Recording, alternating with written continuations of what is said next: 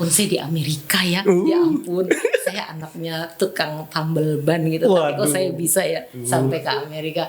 Ya karena bapak saya punya bengkel tambal ban aja gitu. Saya pulang, saya menemukan bapak saya tidur tergeletak gitu. Tapi dia masih sadar. Di situ saya bilang, ya Tuhan, kalau memang saya tidak bisa jadi sarjana karena saya harus mengurus bapak saya rela.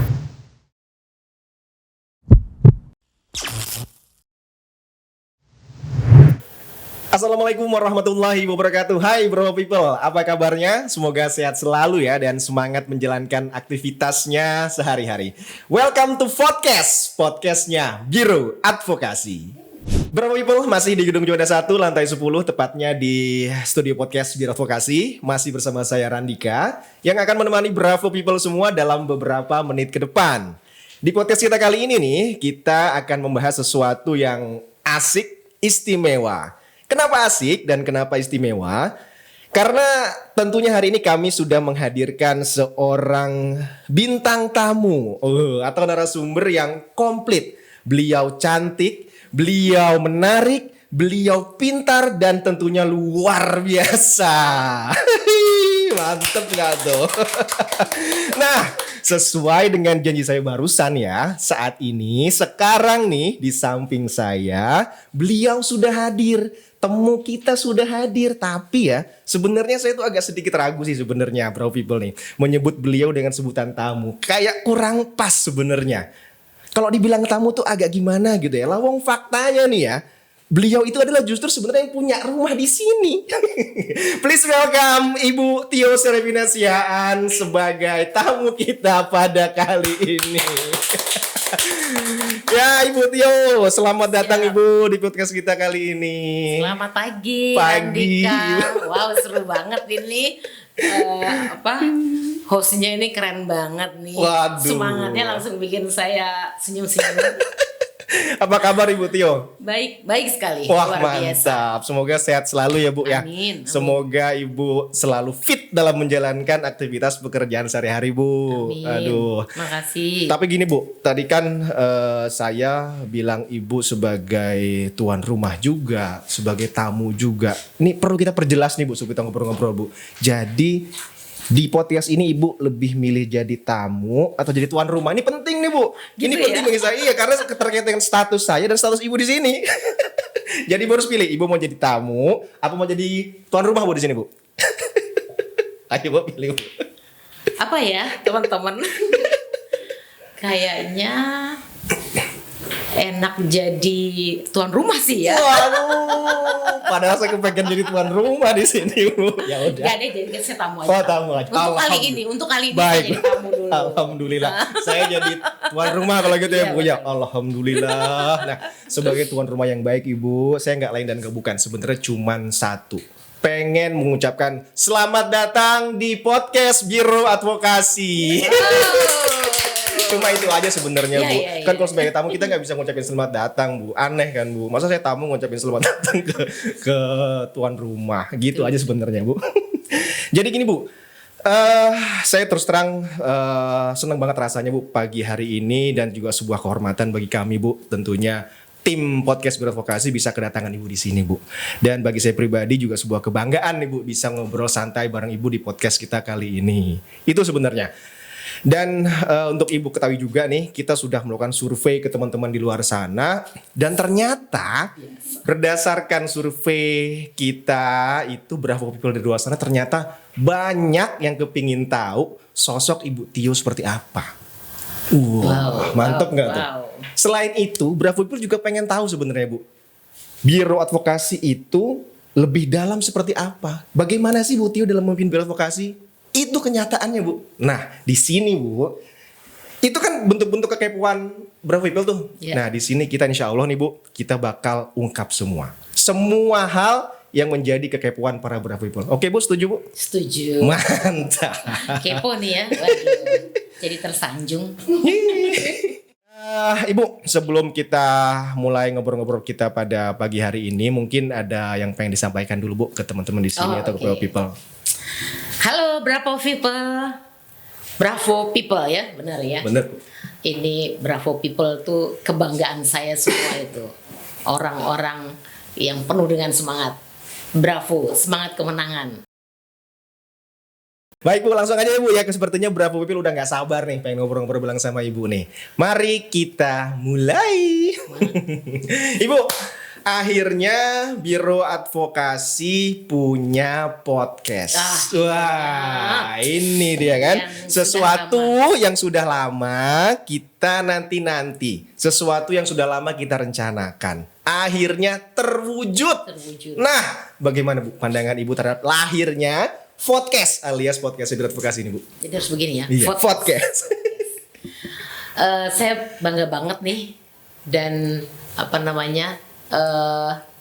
berterima kasih pertama-tama kepada Pak Bagus yang dari tahun lalu sebenarnya sudah menginisiasi hal ini, sudah ngomong, Bu kita bikin podcast yuk. Tapi baru kesampaian 2022, ya ini waktunya. Tapi saya bangga banget, saya senang banget gitu. Karena memang ini sudah eranya ya. Betul. Sekarang eranya model seperti ini. Makanya semalam saya tanya, saya kapan nih Mas Bagus? Saya nggak diajak-ajak nih, udah nggak sabar. Karena udah sering ngeliat, wah seru juga kayaknya ikut podcast nih. Ceritakan tentang banyak hal lah gitu. Betul, ya, kesempatan yang luar biasa. Jadi saya bangga banget dengan adanya podcast kita ini. Mantap. Dan pastinya akan banyak hal yang teman-teman Bravo People belajar. Karena sebenarnya kita punya ilmu yang orang lain tuh nggak bisa berikan gitu. Cuma kita yang bisa berikan karena itu berasal dari penanganan perkara kita. Jadi itu genuinnya kita, tapi akan sangat penting dan bermakna, bermanfaat buat baik Bravo People sendiri maupun orang-orang yang menonton nanti tentunya. Jadi ini hal yang hebat dari Biro Advokasi. Wih, tepuk tangan dong teman-teman dong. Mantap. Jadi sebenarnya rencana ide podcast ini tuh Bravo People ya sudah lama digagas oleh Bu Tio dan aplikasinya memang baru kita sempat terbitkan atau laksanakan tuh memang cukup lama ya Bu ya, kayak maklum lah permasalahan teknis dan segala macam, akhirnya kita bisa launching podcast kita pada kurang lebih sebulan lalu. Iya. Dan sebenarnya gagasan Ibu untuk podcast ini menurut saya pribadi terobosan Bu ya, karena memang hampir semua instansi sekarang siapa sih Bu yang nggak punya podcast? Siapa sih yang nggak punya media sosial kan Bu ya? Hampir semua instansi itu punya media sosial dan podcast sudah menjadi hal yang lumrah sebenarnya dipunyai oleh instansi. Nah, bagi Bravo People mungkin ya, for info aja nih ya, Ibu kan terlihat punya ide-ide menarik nih ya, tentang media sosial. Salah satunya tentang podcast. Mungkin Bravo People belum tahu, tapi saya nyampein fakta, Ibu Tio itu sebenarnya adalah juga penggiat media sosial, Bravo People sekalian. Kenapa? Kalau nggak percaya, silahkan. Setahu saya Ibu Tio itu punya Facebook. Ibu Tio punya Instagram. Nah, sudah pada follow, sudah pada temenan belum di Instagram atau di Facebook? Kalau saya udah temenan Bu sama Ibu di Facebook. Makasih. Tapi Bu, saya belum di follow sama Ibu di Instagram. Siap. Saya udah follow Ibu di Instagram. Wah, jadi kalau teman-teman sekalian yang mungkin penasaran dengan sosok Ibu Tio seperti apa, bisa temenan di Facebook, bisa temenan juga di Instagram. Kalau teman-teman mungkin udah follow atau udah temenan di Facebook ya, jadi Ibu Tio tuh sering tuh berbagi peristiwa, berbagi kegiatan di Facebook, di Instagram. Jadi kalau yang penasaran, monggo silahkan. Boleh nggak beri follow Bu sama teman-teman Bravo People? Boleh banget, boleh banget lah. Nah nanti silakan ya, nanti Ibu Tio Serapina itu akunnya nanti kita tulis di sini, sama akun Facebooknya tulis di sini. Nanti silakan bagi yang mau follow, monggo silakan. Menurut Ibu sebenarnya seberapa besar sih Bu peran medsos itu saat ini bagi dunia pekerjaan ya? Kalau sebuah instansi itu dikaitkan dengan pemilik medsos, seperti apa sih ininya peran medsosnya jika dikaitkan dengan pekerjaan kita gitu Bu? Kalau saya lihat ya perkembangan sekarang itu sudah keharusan suatu institusi itu memanfaatkan media sosial untuk menjelaskan visi misinya dia, ya target-targetnya, terus harapan-harapannya, dan juga terlebih apa yang daily dilakukan oleh institusi itu.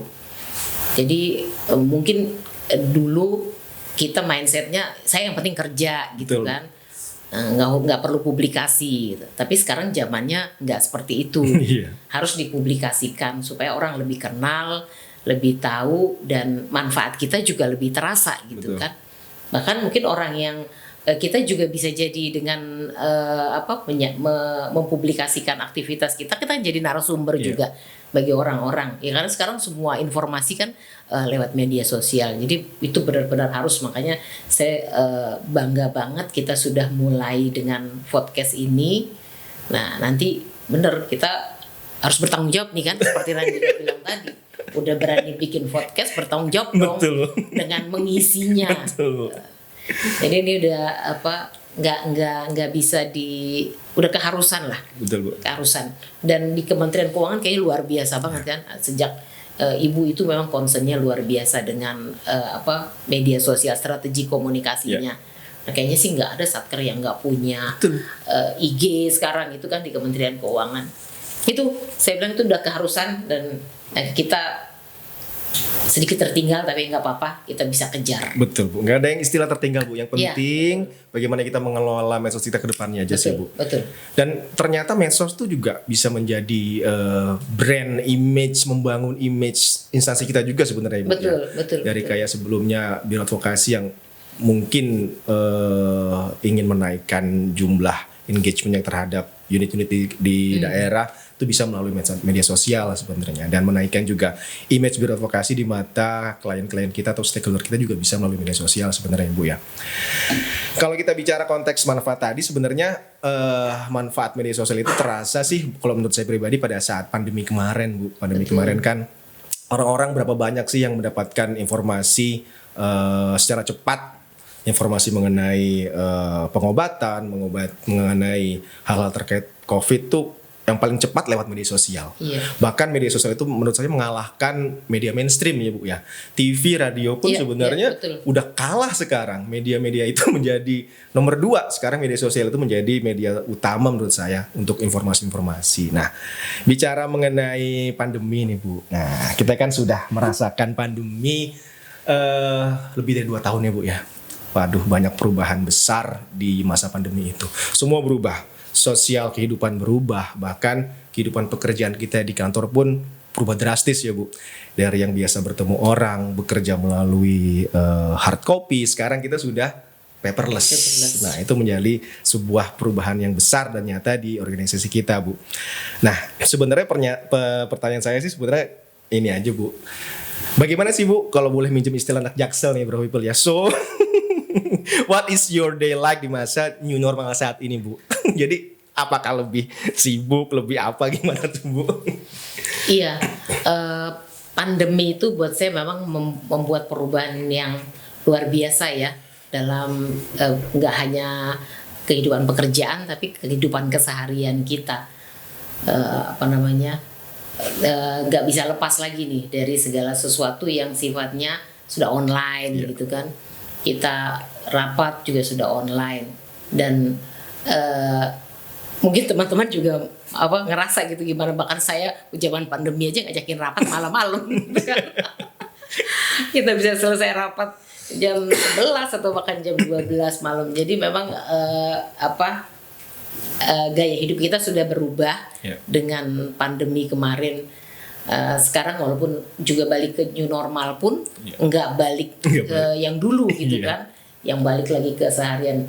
Kalau sekarang kita mau menentukan berapa persentase WFH, WFO, itu pun tetap kita nggak akan minta 100% lagi WFO kan, karena memang sudah mengarah ke model kerja yang baru.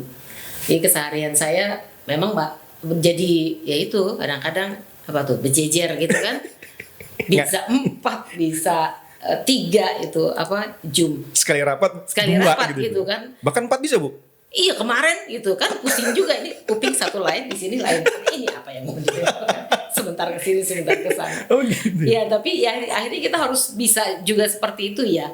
Dan tapi hebatnya setidaknya kita tahu di sini perkembangannya seperti ini, di sini perkembangannya seperti. Jadi kita nggak ketinggalan ini ya, nggak ketinggalan informasinya. Itu jadi Dan itu kalau dari sisi yang yang jadi semakin kompleks gitu ya bekerja. Tapi mungkin dari sisi kehidupan pribadi gitu ya, saya melihat terutama ibu-ibu yang mungkin punya anak-anak yang masih kecil gitu. Jadi mereka malah bisa bekerja sambil mengurus anaknya, memperhatikan anaknya. Itu menurut saya hal yang luar biasa juga ya. Jadi lebih memberikan ketenangan juga kan bagi si ibu gitu, karena dia tetap bisa melakukan pekerjaannya dan tidak harus sama sekali kehilangan kesempatan mengasuh anak-anak. Jadi memang pandemi membuat kita menjalani suatu periode kehidupan yang harus bisa menyeimbangkan antara yang sifatnya kebutuhan keluarga, tapi juga tetap kerja, dan yang memang yang menurut saya harus lebih kita disiplinkan juga diri kita itu. Jadi karena kita diberikan kesempatan untuk memanage waktu itu dalam kebutuhan sosial dan kekeluargaan bersama dengan kerja, kita harus tanggung jawab juga. Betul. Tapi kan jangan sampai kebablasan keasikan ngurusin keluarganya juga. Nah, itu yang menjadi tantangan buat kita nih, karena kita terbiasa serba dipaksa mungkin. Betul, kan paksa masuk pagi, on time dulu. Sekarang nggak seperti itu, tapi bertanggung jawab gitu. Nah ini nih yang tantangan sekarang, yang saya terus terang, saya orang lalu yang mungkin merasa kayaknya kita belum bisa ke sana, tapi saya sadari juga ya saya nggak mungkin harus ke sana, saya harus berpikir ke depannya. Jadi ini proses yang sedang kita jalani, dan saya mau percaya bahwa kita akan semakin dewasa melalui model kehidupan, model kerja yang sekarang ini gitu. Setuju, Bu. Nah, kalau tadi Ibu ceritakan, Ibu tuh bahkan dalam satu hari itu bisa rapat lebih dari 4 kali. Bahkan dalam satu kali rapat itu bisa 4 Zoom gitu kan Ibu ya. 4 Zoom. Nah itu saya nggak efektif ya. Saya penasaran Ibu. Kesibukan Ibu itu tuh sebenarnya berpengaruh nggak sih Bu ke ke jam tidur Bu? Berpengaruh nggak Bu? Ini penting juga nih Bu. Iya. Berpengaruh. Kebetulan saya tuh memang dari dulu ini ya, relatif tidur tuh, kerja tuh sampai larut malam. Karena kerjaannya kita kan di siang sampai sore kan seringnya rapat gitu. Jadi otomatis ya malam ya Bu. Kerjanya baru malam. Jadi udah terbiasa seperti itu juga sih.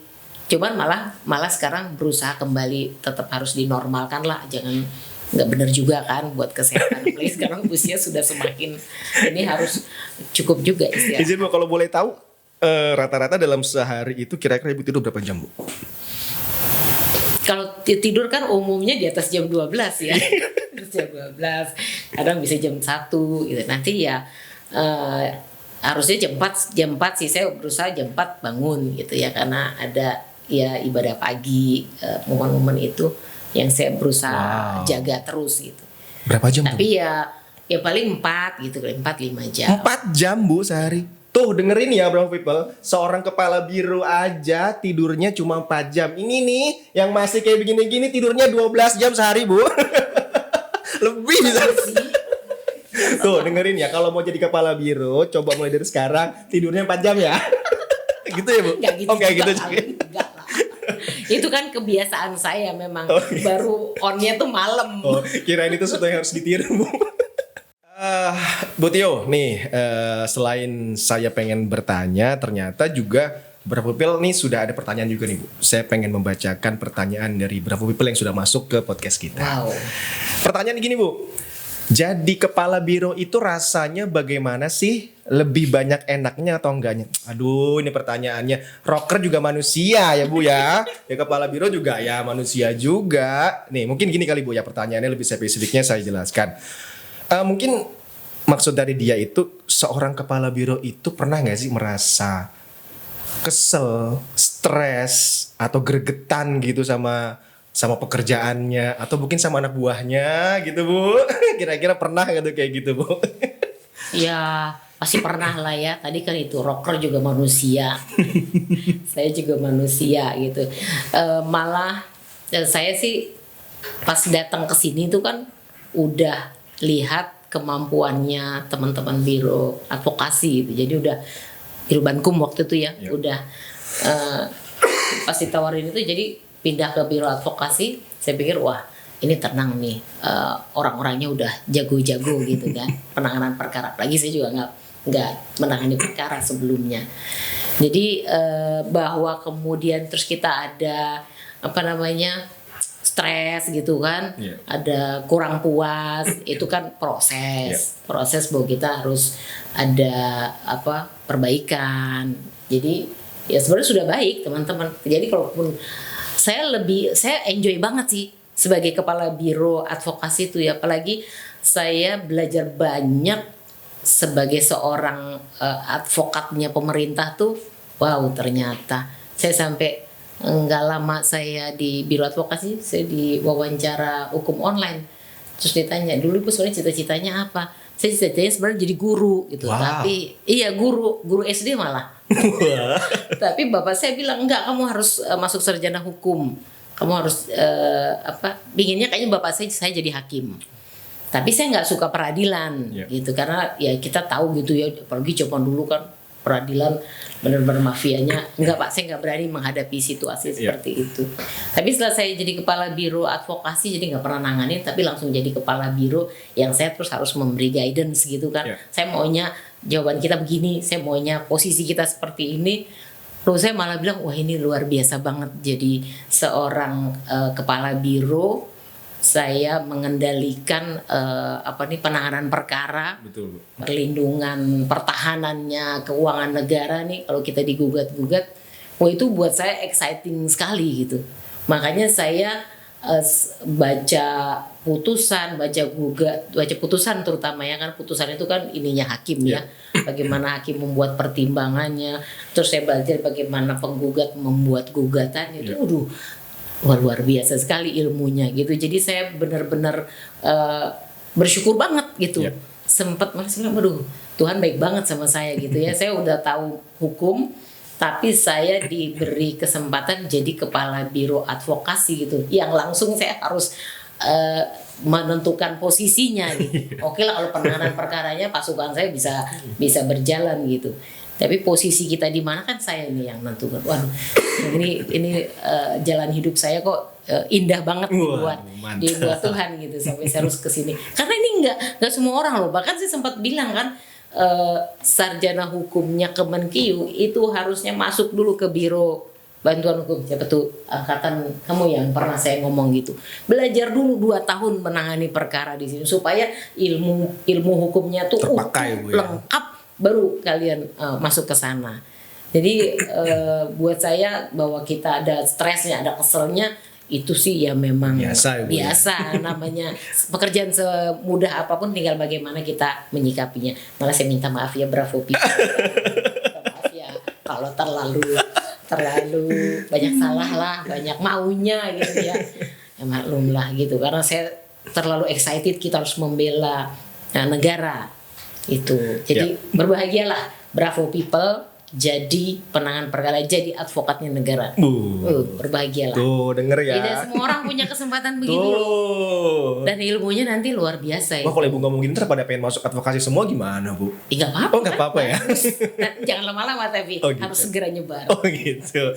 Bu kita beralih sedikit, tadi kita udah bicara masalah pekerjaan sedikit. Sekarang kita pengen ngomong masalah pendidikan yang sudah ibu tempuh selama ini. Kalau memang saya lihat di medsos sih memang ibu nggak pernah share ibu ya tentang di mana ibu sekolah, di mana ibu kuliah. Tapi sepertinya udah menjadi sebuah rahasia umum ya kalau ibu Tia itu seorang sarjana hukum sejati sepertinya. Kenapa saya bisa bilang kayak gitu? Karena sepengetahuan saya, kalau salah mohon dikoreksi nih bu, ibu itu pernah menempuh pendidikan sarjana hukum di Fakultas Hukum Universitas Indonesia pada tahun 1993 ya Bu ya. Iya. Dan mengambil jurusannya hukum internasional. Betul kan? Dan selanjutnya ibu itu juga mengambil masternya S2-nya itu di American University Washington DC pada tahun 1999 Bu ya. yang diambil saat itu adalah Master of Law in International Legal Studies. Sama juga ya Bu, internasional juga ya Bu ya. Iya. Nah, berkaitan dengan itu nih Bu. Sebenarnya menjadi ahli hukum itu udah menjadi impian dari kecil atau bagaimana sih Bu ceritanya Bu? Tapi dia udah cerita ya Bu ya. Ibu dari kecil pengennya jadi guru ya Bu ya. Tapi ya mungkin ada jawaban yang lain mungkin Bu dalam memilih kenapa kok bisa jadi tiba-tiba ada di ahli hukum sekarang. Kenapa S1-nya hukum, S2-nya hukum, sekarang kerjanya di bidang hukum. Iya. Gimana itu Bu? Hukum semua ya. Hukum semua ya Bu. Dan kenapa sekolah S2-nya di luar negeri Bu? Iya, kalau S1 tadi ya, kenapa hukum tadi karena pilihan bapak saya itu suruh masuk hukum. Itu waktu itu saya tuh kita kan bapak saya itu punya bengkel. Jadi kita keluarga yang sangat sederhana lah. Jadi pas saya lulus dari SMA terus mau mendaftar kuliah itu saya cuma milih 2 kampus nih, UI sama Universitas Cendrawasih, karena saya harus dapat negeri gitu kan, nggak mungkin nggak sekolah nih kalau nggak dapat negeri. UI ya karena ya cobalah gitu kan UI. Satunya Cendrawasih karena kakak saya tinggal di Papua. Wow. Nah, jadi pas dibilang lulus tuh saya juga kaget juga tuh. Ini lulusnya di UI apa di Uncen ya? Ternyata di UI. Jadi itu menurut saya sih blessing ya. Saya bisa masuk UI karena saya nggak bagus-bagus banget. Cuma saya bersyukurnya mungkin karena saya lulusan SMA 8. Jadi keangkatnya karena jebolan SMA 8 gitu ya. Enggak ranking loh, enggak benar saya enggak pernah ranking bagus lah. Nah, masuk di keuangan terus saya tuh diajak Ibu Emi Ruru masuk Kementerian Keuangan. Jadi beliau itu sekretaris jurusan saya di UI. Terus saya ujian skripsi, ditanya kamu udah lulus, udah kerja belum Bu? Mau masuk Kementerian Keuangan nggak? Mau Bu gitu. Udah bikin lamaran. Nanti kalian langsung disekolahkan. Jadi saat itu memang ada program kepala bironya Pak Basilius Ruru, ibunya Bu Emi Ruru, dosen di UI. Mereka punya kerjasama menyekolahkan yang baru-baru masuk ini. Nah, jadi begitu masuk pasti langsung disekolahkan ke luar negeri. Tapi pas saya, Pak Basilius Rurunya sudah pindah. Jadi programnya nggak ngikuti program itu lagi. Jadi saya harus kerja 2 tahun baru ikut ini apply lah gitu untuk dapat beasiswa ya. Waktu itu kan lewat PPSDM semua. Itu juga karena jurusan hukum ya memang diarahkannya ya udah ambil sesuai jurusannya karena kan kita beasiswa ya. Saya ambil hukum, ya nggak nyangka juga itu bakalan diterima gitu karena itu kalau nggak salah 600-an kan seluruh Indonesia. Ya diambil 25 waktu itu. Jadi dan setelah selesai ini nggak bakalan lulus orang susahnya kayak begitu gitu kan, nggak nyangka sama sekali. Jadi pas lulus apalagi saya lulusnya memang diterima di 2 kampus waktu itu. Satunya lagi di Cleveland, tapi saya mau pilih yang di ibu kota aja. Washington. Gitu. Jadi saya pilih yang AU itu. Nah, itu juga buat saya kehidupan saya itu selalu penuh blessing lah. Wow. Bukan karena saya nggak merasa selalu saya nggak bisa. Tapi memang waktu saya tes S2 itu saya kemana-mana doain ya. Tapi saya memang belajar. Jadi benar-benar selama persiapan itu saya buka semua soal-soal PPA ya, pokoknya semua soal S2 saya pelajari sampai saya hafal gitu loh. Wow. Jadinya begitu saya tes itu banyak memang yang udah tinggal gini ya, Bu. Ini yang kemarin. Jadi dibantu itu. Ya itulah. Mungkin karena garisnya perjalanan saya harus begitu ya. Nah, kemudian pulang masih tetap di biro hukum, masuk di biro hukum. Sudah sempat melanglang buana dulu 7 tahun ke DJKN, tapi ternyata urusan saya memang urusan hukum juga meskipun di DJKN gitu. Ya, waktu saya ngurus pengambil alihan Newmont, pengambil alihan Inalum gitu. Itu kan masalah hukumnya yang sangat kental di Direktorat KND. Jadi balik lagi ke sini semakin lengkap. Jadi kalau dulu itu penelaahan hukumnya waktu di Biro Hukum, kemudian waktu di DJKN itu penerapan hukumnya. Iya. Penerapan hukum bahkan disertai karena kekayaan negara, terus ngurusin BUMN dikaitkan dengan korporasi, hukum korporasinya, dan terakhir saya pindah ke sini ya makin lengkap itu tadi. Bagaimana berperkaranya sekarang yang wah sekali ini luar biasa sekali. Jadi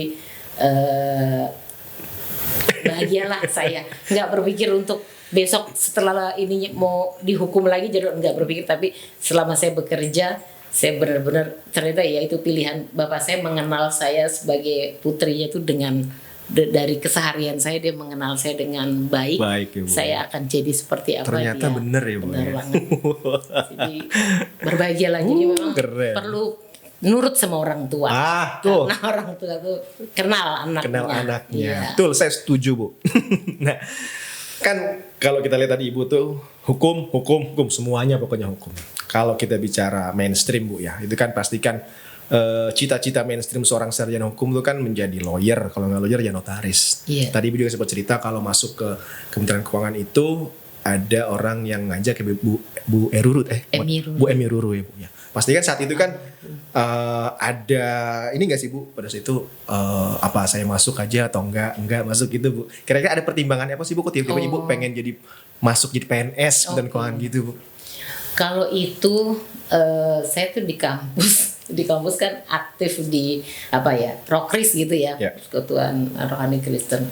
Nah memang kita didorong, UI waktu itu jarang yang mau masuk ASN kan, banyak kan ke law firm, ke notaris gitu. Nah kita memang didorong masuk menjadi ASN supaya bisa membantu lah gitu, memberikan perubahan atau memberikan dampak gitu.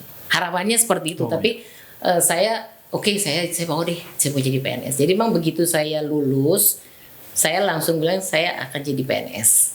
Karena ketika saya jadi PNS itu adalah pemerintah gitu ya.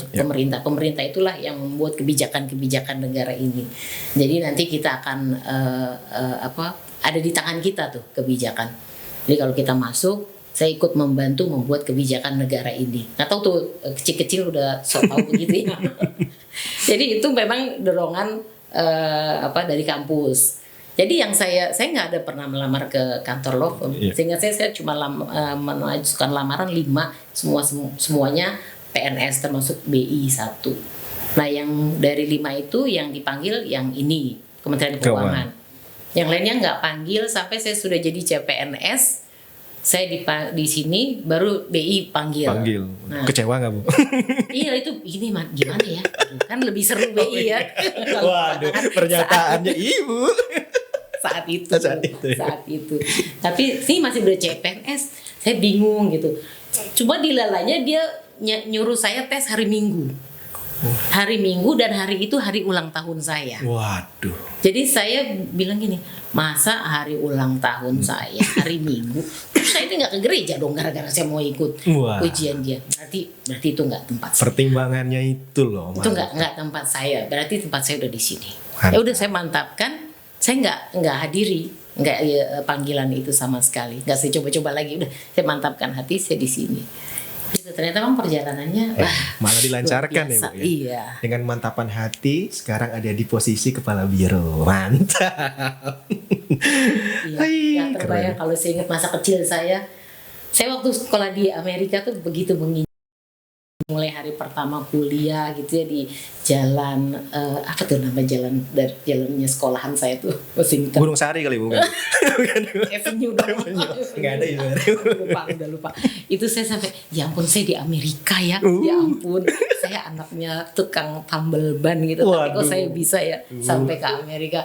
Ya karena bapak saya punya bengkel tambal ban aja. Iya, Ibu saya tuh bekerja sebagai kalau dulu kenal ibu-ibu Batak kan suka di pasar Senen atau yang bilang jual emas Pak, jual emas. Oh.